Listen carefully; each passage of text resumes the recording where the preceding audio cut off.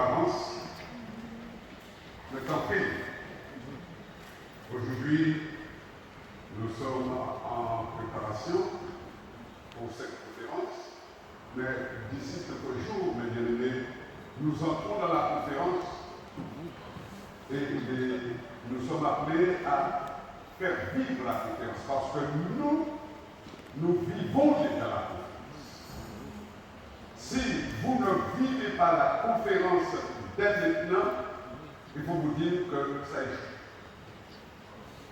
Tout projet, chers bien-aimés, alléluia,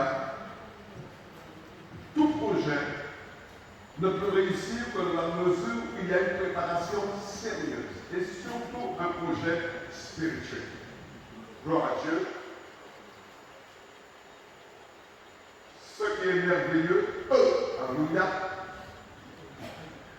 c'est que avant même de rentrer dans un projet, avant même de rentrer dans, je dirais, dans quelque chose de tangible, de concret, le spirituel nous renvoie déjà la réponse.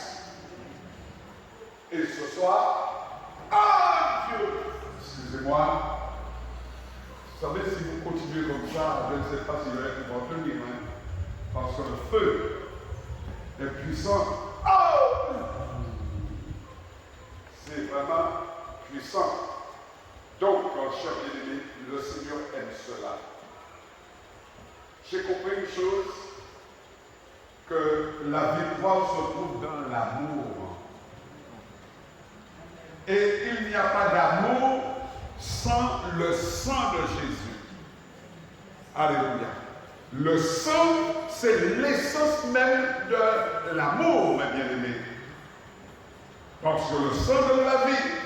Et la vie, chers bien-aimés, entraîne l'amour. L'amour de Dieu. À tel point que les disciples qui marchaient avec Jésus, juste avant qu'il ne parte, ont posé une question. Quel est le plus grand commandement qui pourrait nous amener à vivre dans l'éternité? Et qu'a-t-il été répondu? Qu'a-t-il répondu? Le plus grand commandement, c'est aimer Dieu de tout son cœur, de toute son âme et de toute sa force. Et le deuxième commandement qui lui est semblable, c'est aimer son prochain comme soi-même. Nous faisons tout dans l'amour afin que les gens ne meurent pas comme des malfaiteurs. Parce que tout le monde va mourir. Il y a plusieurs manières de mourir. On peut mourir dans la joie en sachant que nous sommes attendus. Mais nous pouvons aussi mourir dans la honte. Parce que nous n'avons pas fait le travail de Dieu. Nous avons été des rebelles. Nous avons vraiment, mes bien-aimés, trompé Dieu. Ce soir, j'aimerais entamer un thème avec vous. C'est une étude biblique, je sais, mais cette étude biblique a un but. Et je vais vous l'annoncer tout à l'heure. Donc, le but de cette intervention ce soir, amen, et je remercie l'équipe qui m'a permis de m'exprimer pour l'Église. Parce que, je dirais, je suis conscient du combat qui se mène dans le spirituel parce que Satan n'aime pas le sang. Satan n'aime pas le sang. Le sang de Jésus. Et ce que je vous disais, ce que je croyais, mes bien-aimés, pour cette conférence, je vous découragerai. Parce que d'abord, la conférence est faite pour vous qui avez payé le prix, pour vous qui marchez dans le même sillage que le Seigneur. Je vous dis que ce genre de séminaire de rencontre n'intéresse pas surtout les grands pasteurs. Donc ne soyez pas surpris. Vous allez manger votre repas. Vous allez vous rassasier. Je ne veux pas être un oiseau de mur, mais continuez à alléluia. Il y a ce que nos yeux voient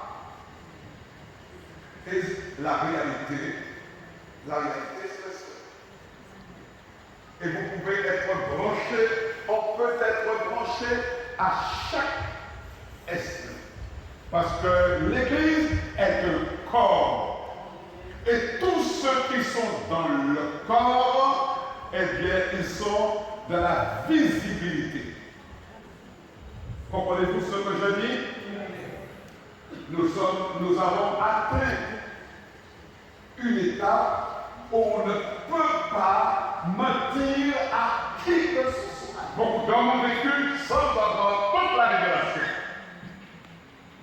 Alléluia. C'est pourquoi, chers bien-aimés, nous n'avons pas le droit à l'erreur. Le combat est chaud, c'est vrai, mais lorsque nous tombons tout de suite pour le monde, entre parenthèses, je voudrais dire quelque chose.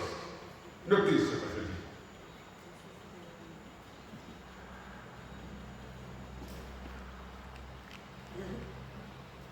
C'est une grâce de servir le Seigneur. Le Seigneur n'a pas besoin, alléluia, de vous flatter pour que vous puissiez le servir. Si vous voulez servir le Seigneur, servez. Si vous ne voulez pas servir le Seigneur, chers bien-aimés, prenez vos distances. Mais le Seigneur ne pourra pas arriver après vous. C'est votre responsabilité. Alors ne venez pas me parler d'amour parce que je ne vais pas vous chercher là où vous êtes. Alléluia. Parce que Dieu est saint. Et pour moi, c'est un grand privilège. Oh, à tout moment, cher bien-aimé, je me repars. À tout moment, je demande pardon au Seigneur. À tout moment, je dis, Seigneur, je ne suis pas digne. Je ne suis pas digne.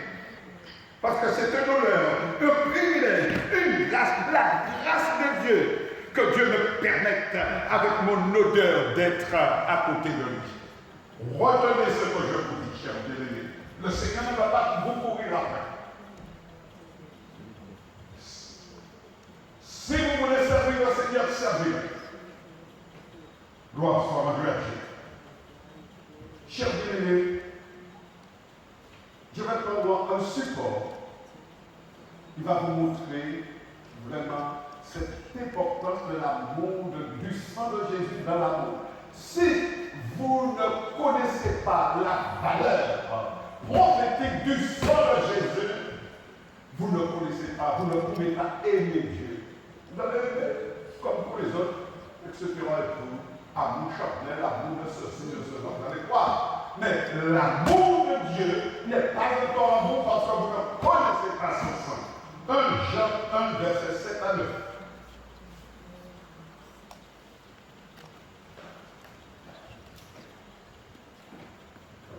1 Jean 1, 7, 9. Mais si nous marchons dans la lumière, car il est lui-même dans la lumière, nous sommes mutuellement en communion. Confessons nos péchés. Il est fidèle et juste pour nous les pardonner et pour nous purifier de toute iniquité. Les questions auxquelles nous devons répondre, quelques questions, mesdames, très simples. J'espère que nous avons assez de connaissances pour répondre à ces questions. 3 questions toutes simples. Pourquoi le sang de Jésus a-t-il le pouvoir d'effacer le péché? D'effacer le péché. Je répète, pourquoi le sang de Jésus a-t-il le pouvoir d'effacer nos péchés? Ensuite, deuxième question, je vais répondre je vais grouper. Pourquoi pas une autre partie de notre corps pourrait nous libérer du péché. Par exemple, la morale, en nous parlant, nous comparons, etc. Et tout. Pourquoi, mes bien-aimés, ce que nous disons ne peut-il pas effacer nos péchés? Parce que l'âme du corps, c'est le sang. Ok, je retiens, c'est tout. Alors, justement, pourquoi faut-il que ce soit le sang? Pourquoi? Oui. La vie est dans le sang. Et le salaire du péché, c'est la mort. Amen. Donc, pour avoir la vie, il faut le sang. Amen. Gloire à Dieu. Ce sont des questions bien-aimées auxquelles nous ne savons pas, mais qui ont un pouvoir puissant sur notre vie. Parce que si nous n'avons pas cette conscience du sang, nous pouvons faire du n'importe quoi. Tout à l'heure, j'allais vous montrer comment des enfants couverts du sang de Jésus ont été piégés par Satan, parce que Satan connaissait aussi l'homme autant que Jésus. Oh. Nous sommes écartelés, tiraillés et bien-aimés. C'est pourquoi nous devons faire un choix. Nous devons faire un choix. Parce que l'autre a dit, je ne le laisserai pas partir. Parce que je veux qu'il aille en enfer avec moi. Nous sommes en train de lire Job. On a fini aujourd'hui. Regardez comment Satan s'est déchaîné contre Job. La seule chose qu'il voulait, c'est sa mort. Alléluia. Dans un jour de peu de temps, et puis, mes bien-aimés, il a détruit tout ce que Job avait. Ses enfants, ses biens, c'est tout. On pourrait dire qu'il s'est acharné. Béni soit l'Éternel, que Dieu était en contrôle de toutes choses. Amen. Parce que comme c'est lui qui a fait l'homme, sans même qu'il le sache, Job était protégé. Parce qu'à aucun moment, il n'a vraiment accusé Dieu. À aucun moment. Comprenez-vous le langage que je parle? You translate for me, please. Comprenez-vous le langage que je parle? Amen. Autre chose, chers bien-aimés, tous les bien-aimés qui sont derrière, vous pouvez vous approcher parce que nous allons utiliser ce matériel-là. Et beaucoup de choses se feront à partir de ce matériel. Donc, merci beaucoup pour votre gentillesse, votre obéissance. Pour nous, chers bien-aimés. Chers bien-aimés, je vais travailler autrement. Pour cette conférence, j'aimerais vous mettre au courant, vous faire savoir, vous faire participer à tout cela, que j'ai pu travailler autrement. Et comme je ne suis pas trop expert, j'ai dû faire appel à des gens qui m'ont aidé. Et ça, bien sûr, c'est l'amour et je les remercie. Ils sont dans l'église, ils sont hors de l'église, mais bâtissons la muraille ensemble.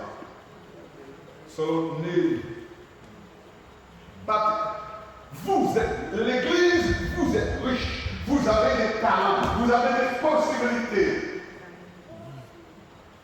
Mais vous êtes trop fiers de vous. Et pour pouvoir travailler ensemble, mes bien-aimés, il faut faire descendre la fierté. Et pas vous de dire que je suis un Ivoirien et je ne connais rien. Non, pas rien. Je fais avec.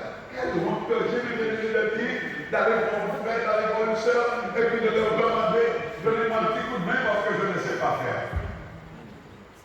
Et maintenant, ce qui est merveilleux, c'est que le travail, c'est le travail d'équipe. C'est le travail de groupe. Et c'est comme ça qu'on apprend à s'aimer parce qu'on doit se supporter, etc. et tout. Alors, continuez à faire ce travail. Le but de cette opération, c'est l'imprégnation. L'imprégnation des bien-aimés. Ça veut dire que cette salle, à l'arrivée même des progressistes ou de ceux qui viennent, etc. et tout, eh bien, il doit sortir un parfum. Le parfum, je dirais, du sang de Jésus. L'amour de Jésus. Cette force, cette vie en Jésus. Oh, alléluia. Parce qu'elle existe, mes bien-aimés. Parce que Dieu n'est pas mort, il est ressuscité. Et l'esprit de résurrection est au milieu de nous. Vous venez fatigué comme vous voulez, malade comme vous voulez, mais une fois que vous mettez les pieds dans ce lieu, là où se trouve la présence de Dieu, eh bien l'esprit de Dieu est là. Et il vous soulève, il met en vous la puissance de vie. De cette étude biblique, cette thème qui va nous amener de plus en plus proche du séminaire. Alléluia. C'est l'amour et dans le sang. Donc je vais vous faire déjà, mes bien-aimés, écouter une chanson, une louange prophétique, une louange, mes bien-aimés, qui est faite spécialement pour, je dirais, embraser le lieu où se trouvent les chrétiens. Alléluia. Apprenez à travailler autrement.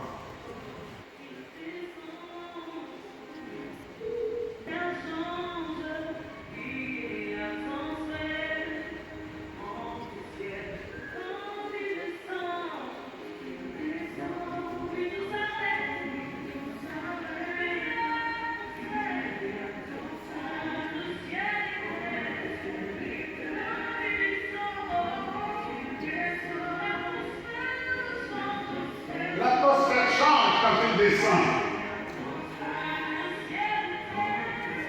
Il y a un transfert entre ciel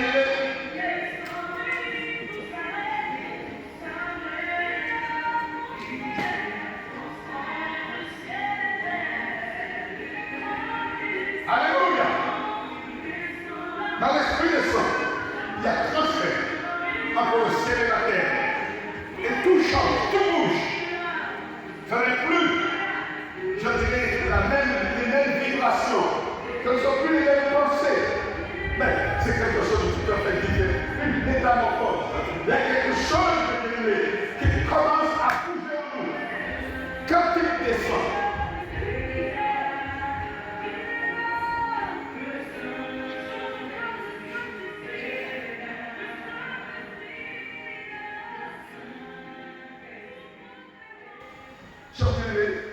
cette conférence qui se rapproche veut nous rappeler l'importance du sang dans la rédemption, dans le rachat, dans le salut. Amen. Hébreux 9, verset 22.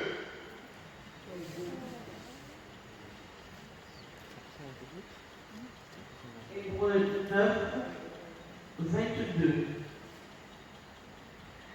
Et presque tout, d'après la loi, est purifié avec du sang. Et sans infusion de sang, il n'y a pas de pardon. Amen. Amen. Les gens qui ont fait, qui ont plus d'expérience que moi dans, je dirais, la visite des églises. Moi, je ne connais pas beaucoup d'églises. Vous avez déjà entendu ce genre de prédication? Ce qui est merveilleux, c'est que nous dégageons lorsque nous sommes couverts par le sang de Jésus. Lorsque nous sentons le sang de Jésus, les gens craignent la fuite, ils ne peuvent pas rester à côté de nous. Est-ce qu'on peut dire Amen? Amen. Alléluia. Le sang de Jésus, les bien-aimés, c'est tout, c'est la vie, c'est la protection, c'est tout. N'ayez pas peur lorsque vous marchez avec le Seigneur. Alléluia. Le pardon, nous avons besoin d'être pardonnés. Et purifiés. Nous allons reprendre ce verset qui est important. Et pour notre verset 22, relisez le 3 s'il vous plaît. Merci Seigneur. Il est temps que nous puissions découvrir la valeur prophétique du sang de Jésus, sa puissance et sa grâce pour nous. Pourquoi? Nous marchons de marche en marche. On ne peut pas graver tout le seul coup. Au fur et à mesure, au fur et à mesure, au fur et à mesure. L'essentiel étant que l'Église de Dieu doit comprendre que nous devons marcher dans la sanctification. Amen. Chers bien-aimés, nous allons poursuivre rapidement parce que maintenant c'est la partie pratique, je dirais. Pouvez-vous répondre à une question, à cette question? Pourquoi nos premiers parents étaient-ils parfaits et vivaient-ils la présence de Dieu? Je parle d'Adam et Ève lorsqu'ils étaient dans le jardin d'Éden. Il y avait une communion parfaite. D'ailleurs, ils étaient tournés, ça ne les gênait pas. On voit de plus en plus la prophétie qui se réalise. De Zacharie 8, 23. 10 hommes de différentes langues, différentes nations, différents peuples retiendront un juif par le pas de savoir et diront: nous irons avec vous car nous avons vu que vous avez la connaissance de Dieu. La connaissance de Dieu, mes bien-aimés, c'est la parole. C'est pourquoi d'ailleurs le Seigneur a dit, lorsqu'il allait juger l'Égypte: ne sortez pas, je vous mets en quarantaine là, ne sortez pas avant le temps. Ne sortez pas avant le temps. Vous n'êtes pas des chrétiens globe-trotteurs, courir à droite, courir à gauche, etc. Et tout. Vous restez à prendre vos leçons. Si vous partez avant le temps, eh bien c'est fini pour vous. Il faut attendre le temps pour pouvoir partir. Alléluia. C'est vrai que vous devez porter des rejetons. Vous devez reproduire, mais attendez le temps. Parce que le diable vous attend. Lisez la parole de Dieu. Et vous allez comprendre, chers bien-aimés, que la maison de refuge, c'était un lieu, je dirais, simplement de récupération, où il fallait rester un temps pour l'épuration. Ceux qui partaient avant étaient morts. Qui a dit ça? Alléluia. Chers bien-aimés.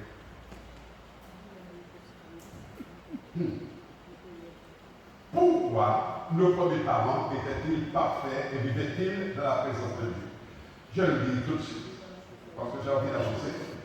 Simplement, chers bien-aimés, parce que le sang qui coulait dans les veines d'Adam et Ève, c'était le sang de Dieu. Il n'avait pas encore, je dirais, le péché. Donc, dans le sang de l'Éternel, dans le sang de Jésus, il y a la lumière, il y a la vie, c'est surtout la vie. Il y a vraiment, je dirais, le bonheur. Parce qu'elle a posé une question qui m'a interpellé. Parce que nous parlons, nous ne savons même pas de quoi ce que nous disons. Tu as fait remarquer qu'il y avait des chrétiens qui venaient et qui n'étaient pas tellement épargnés, n'étaient pas heureux. Ils étaient tristes, ils venaient, mais parce qu'ils sont obligés de venir. C'est parce que simplement le sang est mélangé. Il faut les envoyer au laboratoire, faire une analyse de sang, de façon à pouvoir après transfuser, faire un nettoyage parce que le sang est contaminé. Oh oh! Alléluia! Mais le Seigneur ne rigole pas. Il ne rigole pas. Avant de prier pour vous, pour que vous soyez guéris de maladies, etc. et tout, de cancer ou autre, repartez. Amen. Repartez. Repartez. Amen.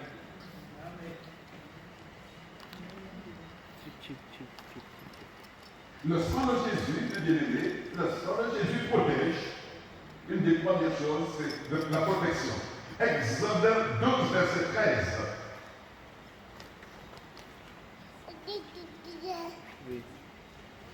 Exode 12, verset 13. Exode 12, verset 13. Le sang vous servira de signe sur les maisons où vous serez. Je verrai le sang et je passerai par-dessus vous, et il n'y aura point de plaie qui vous détruise quand je frapperai le pays d'Égypte. Le Seigneur va frapper dans sa colère parce qu'on ne veut pas vraiment sortir du péché. Ensuite, le sang de Jésus fait l'expiation. Exode 30, verset 10.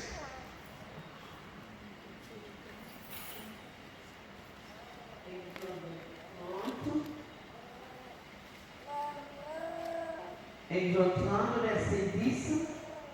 Une fois chaque année, Aaron fera des expiations sur les cornes de l'autel avec le sang de la victime expiatoire. Il sera fait des expiations une fois chaque année parmi vos descendants. Ce sera une chose très sainte devant l'Éternel. Amen. Amen. Chers bien-aimés, le sang de Jésus a le pouvoir de nous libérer de nos chaînes. Car souvent nous sommes esclaves, je dirais, de beaucoup de choses. Ce n'est pas nous, mais parfois c'est nos parents. Mais le sang de Jésus brise nos chaînes. Ismaël dit ça pour moi à la sœur qui est à côté de nous. Le sang de Jésus brise les chaînes. La parole de Dieu nous dit, chers bien-aimés, ce sont les violents qui hériteront du royaume de Dieu. Si vous n'êtes pas violent spirituellement parlant, eh bien Satan vous casse le cou. Amen. Le sang de Jésus, les bien-aimés, assure du pardon. Une fois que vous êtes pardonné, ce n'est pas la peine de revenir sur le péché, sur la culpabilité. Sauf que vous ne faites pas confiance à Dieu. Ce n'est pas la peine de marcher avec le fardeau. Pour une histoire, il y a une femme qui marchait pendant 18 ans avec le fardeau. C'est vraiment parce qu'elle n'avait pas confiance dans la parole de Dieu. Une fois que vous savez que vous avez été pardonné, mes bien-aimés, envoyez ça derrière votre dos et puis servez le Seigneur. Bénissez l'Éternel. Même si on vous pointe du doigt, remerciez Dieu parce que vous servez de terme pour lui. Alors, chers bien-aimés, le sang qui coulait dans les veines d'Abraham n'était pas du sang comme le nôtre, mais plutôt à cause de leur perfection, c'était la vie, la lumière de Dieu qui coulait dans leur être tout entier.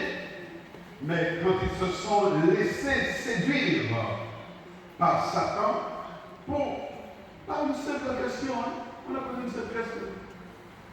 Et Satan sait mettre la confusion en nous.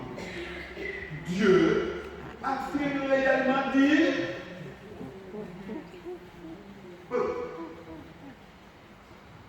Aujourd'hui, pasteur, on aime sa liberté. On aime la liberté. Alors vous allez me dire, je dois être soumis à un homme, je dois faire ce que l'autre veut, mais non, j'ai besoin de prendre ma liberté, j'ai des capacités, j'ai des pouvoirs, je peux même instruire le pasteur. Mais c'est moi qui lui donne des prophéties. Alléluia.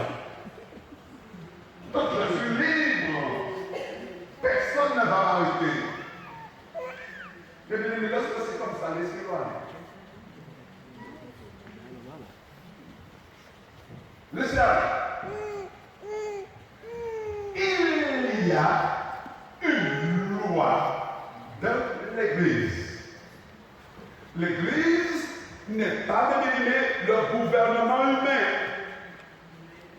Nous sommes en train, chers bien-aimés, comment dirais-je, mon Dieu, de militer pour des partis politiques. Bien aimé,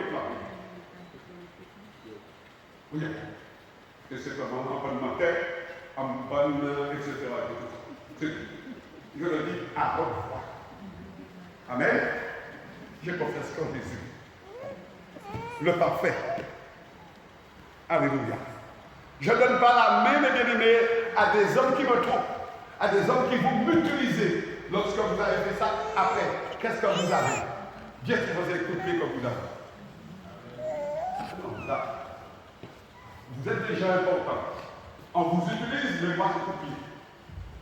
Alors, avec Jésus, il n'y a pas cela, mes bien-aimés. Avec Jésus, Jésus a dit, tout ouvrier mérite son salaire. Vous serez rémunéré. Vous êtes déjà bénis parce que vous restez, mes bien-aimés, dans la maison de Dieu pour recevoir les instructions. Le Seigneur a dit, et c'est là que l'on voit, lorsqu'on lit la parole de Dieu. Alléluia. Je suis en train de vous parler, mes bien-aimés, de cette conférence importante. Et je pense que c'est une conférence qui va ouvrir une porte. Daniel, mon bien-aimé, avant que tu n'aies ouvert la bouche, je t'avais déjà répondu parce que tu t'es repenti devant moi et parce que tu as amené le peuple à se repentir. Tu as sauvé des gens en leur faisant sortir du péché. Et après, le Seigneur continue à travailler avec Daniel. Et le Seigneur lui donne des révélations tellement puissantes qu'il ne peut pas rester debout. Alléluia, il était tout dit et il reste des jours, dizaines de jours malade. Tellement les révélations sont fortes. Et à un moment donné, qu'est-ce qu'il dit? Daniel, Apocalypse, Daniel 12, verset 4, je crois. Quel secret, celle, ce que tu as vu, car c'est pour le temps de la fin.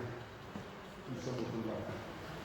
Toi, Daniel, tiens secrète ces paroles et scelle le livre jusqu'au temps de la fin. Plusieurs alors le diront et la connaissance augmentera. Amen. Amen. Avant de vous faire voir quelque chose, mes bien-aimés, diapo, vidéo, je voudrais simplement vous dire quelque chose. Écoutez-moi bien. Il y a ce que nous faisons et nous n'avons pas conscience de la profondeur, de la valeur de ces choses-là. Mais le fait de prier sans cesse, le fait de pouvoir lire la parole de Dieu, le fait de pouvoir jeûner, pas de vouloir en sommeil, à jeûner pour écraser la chair, et de tout cela, le Seigneur nous ouvre l'intelligence. Alléluia, à un moment donné, je vais même être obligé de mettre des pierres dans mes poches pour me tenir avec les livres. Amen. Mais je suis content parce que lorsque le vieil homme meurt, l'esprit se renouvelle. Je suis toujours content dans mon sang, pasteur, parce que je trouve toujours une bénédiction de tout ce qui m'arrive, même dans les tribulations. Je trouve une bénédiction. Alors, remarquez une chose, et c'est cette histoire que nous allons voir tout de suite. Lorsque Adam et Ève se sont laissés séduire, tout de suite la réponse de Dieu. De Dieu. Tout de suite la réponse de Dieu est éjectée. Et des anges qui ferment, les anges avec des épées flamboyantes qui empêchent de rentrer. Aujourd'hui, béni soit l'Éternel, lorsqu'on demande pardon, lorsqu'on revient au Seigneur, lorsqu'on se repent, eh bien la porte est ouverte et on peut retrouver sa place. Alléluia. Donc, chers bien-aimés, c'est tout ce message que le Seigneur veut faire passer. Amen. Donc, voilà une série de documents. On a travaillé ensemble à une série de documents, chers bien-aimés, expliquant la marche du peuple de Dieu vers la terre promise. Parce qu'une fois qu'ils ont été éjectés, qu'on les a renvoyés de la terre promise, du lieu de repos, ça a été la galère. La galère. La galère. Et certains bien-aimés m'ont créé des vidéos, des diaporamas montrant ce cheminement.